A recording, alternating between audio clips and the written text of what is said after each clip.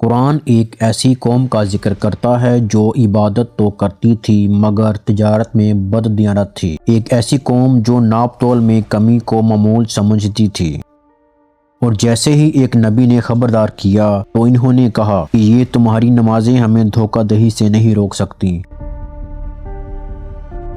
آج ہم جانیں گے حضرت شعیب علیہ السلام کی وہ جدوجہد جس کا پیغام آج بھی زندہ ہے۔ حضرت شعیب علیہ السلام اللہ کے برگزیدہ نبی تھے جنہیں قوم مدین اور اصحاب ایکا کی طرف بھیجا گیا۔ یہ قوم تجارت میں ماہر تھی مگر انصاف سے خالی تھی۔ بازاروں میں دھوکہ، ناپ تول میں کمی اور مسافروں کو لوٹنا ان کا معمول بن چکا تھا۔ ایسے وقت میں اللہ نے حضرت شعیب علیہ السلام کو بھیجا تاکہ وہ اس بگڑی ہوئی قوم کو سچائی اور عدل کی طرف بلائیں۔ حضرت شعیب علیہ السلام نے اپنی قوم کو سب سے پہلے اللہ کی وحدانیت کی دعوت دی۔ آپ نے فرمایا، اے میری قوم، اللہ کی عبادت کرو، ناپ تول پورا کرو، لوگوں کو ان کا حق دو اور زمین میں فساد نہ پھیلاؤ۔ مگر قوم مدین نے آپ کا مذاق اڑایا۔ انہوں نے کہا، کیا تمہاری نمازیں ہمیں ہمارے باپ دادا کے طریقے چھوڑنے کا حکم دیتی ہیں؟ وہ دولت کے نشے میں اندھے ہو چکے تھے۔ ان کے نزدیک نفع سب کچھ تھا، چاہے وہ ظلم سے ہی کیوں نہ حاصل ہو۔ حضرت شعیب علیہ السلام نے صبر سے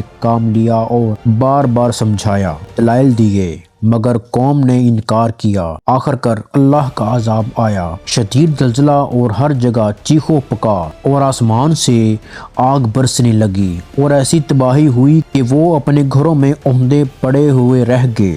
حضرت شعیب علیہ السلام کی زندگی ہمیں یہ سکھاتی ہے کہ ایمان صرف عبادت کا نام نہیں بلکہ ایمانداری، انصاف اور حق ادا کرنے کا نام ہے۔ اگر نماز ہمیں ظلم سے نہیں روکتی تو ہمیں اپنے ایمان کا جائزہ لینا چاہیے۔ آج بھی حضرت شعیب علیہ السلام کا پیغام ہم سے سوال کرتا ہے، کیا ہم اپنے معاملات میں سچے ہیں؟ یہی ان کی زندگی کا پیغام ہے، عدل، سچائی اور اللہ پر کامل یقین۔ اگر ویڈیو پسند آئی تو ہمیں لائک اور سبسکرائب لازمی کیجیے گا۔